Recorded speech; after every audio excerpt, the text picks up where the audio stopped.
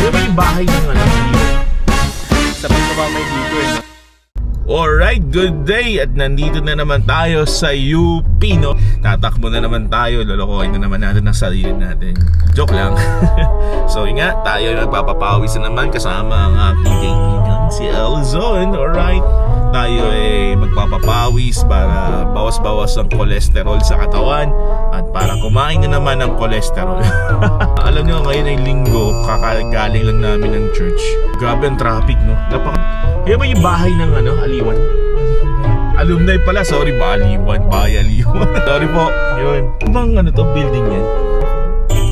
Oo, naalala ko nung high school kami. Diyan kami lagi nagpipilm, film showing. Yung mga gano'n, yung Sabado ipapalabas yung palabas. Tapos Monday, kinakailangan may reflection paper ka. Kasi magkano yun? Ang binabayaran kaya ata namin ng high school, parang 200 pesos. Ewan ko, shoutout sa mga batang 90s. Ewan ko kung hanggang ngayon uso pa yung mga ganyan, no? Madaming tao ngayon. At tingnan natin kung anong takbong gagawin natin, anong pacing ang ating gagawin.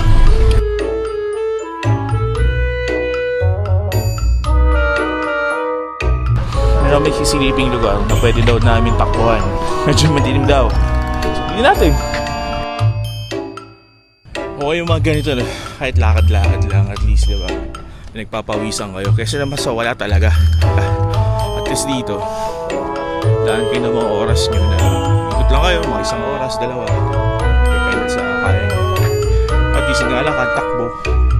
Ang mahalaga dun, diba? May workout kayo masasabi natin sa loob ng isang araw. Hindi mo sa isang araw, 3 times a week or twice. Depende sa schedule nyo. At least, diba?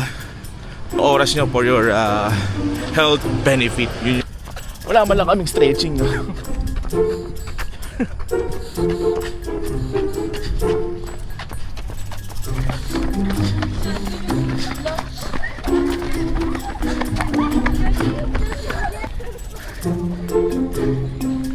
Alright, no? Sabi tumamay dito eh, no? Oo, maganda. Ano? Kaya ako yung napagod kayo. At dito sa UP, ano? Kaya pwede kayo tumambay. Daming upuan. Actually, iba nga dito, nagpipiknik pa eh. Huwag na kayo magalat. Siyempre, mag-responsable na kayo kapag kumain kayo. Ligpitin nyo. O, diba? Medyo napapagod kayo dun sa oval. Ayun, pwede maging alternate nyo itong ano.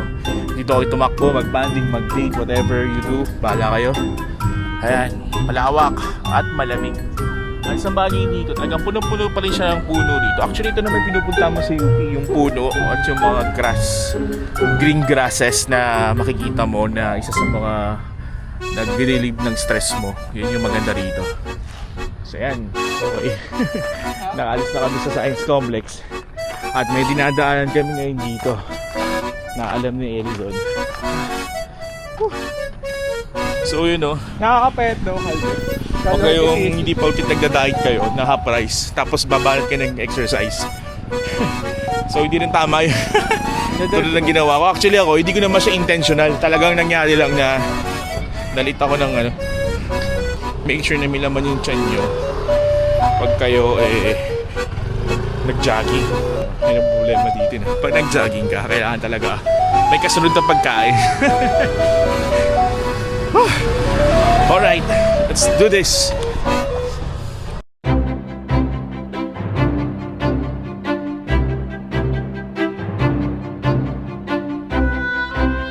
So yun lang naman yung sa aking experience, no?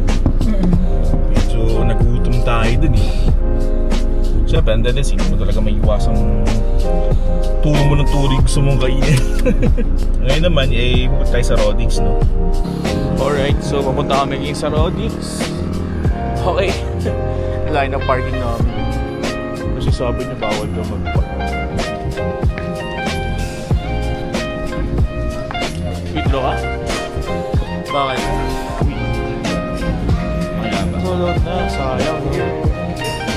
Dalang, tubig natin yung para next time. So yun, napunta kami ng closure ng Rodix UP branch.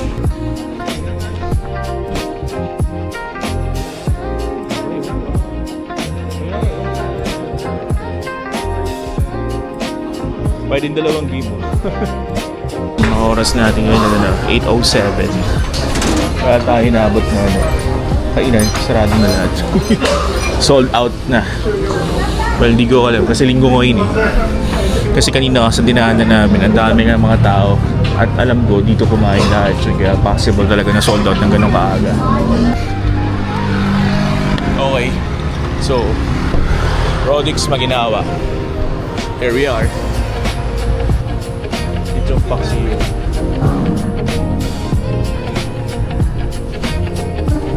Okay. Let's go home na, ha? So ngayon, nakabili na kami naming pagkain. Papahinga na rin at dahil bukas Monday, araw ng trabaho at araw na naman ng panibagong bakbakan. Okay. So kayo, no? Sana ganun din kayo, no? Kung napapanood itong video to at naiisip nyo magpumasok bukas, tama ang inyong nasa isip. Joke lang. Pumasok kayo para sa inyong kinabukasan, para sa kinabukasan ay may nilagang kakainin. Anong nilaga? Bahala na kayo kung isipin. So yun lang. Okay, hanggang sa muli. Paalam!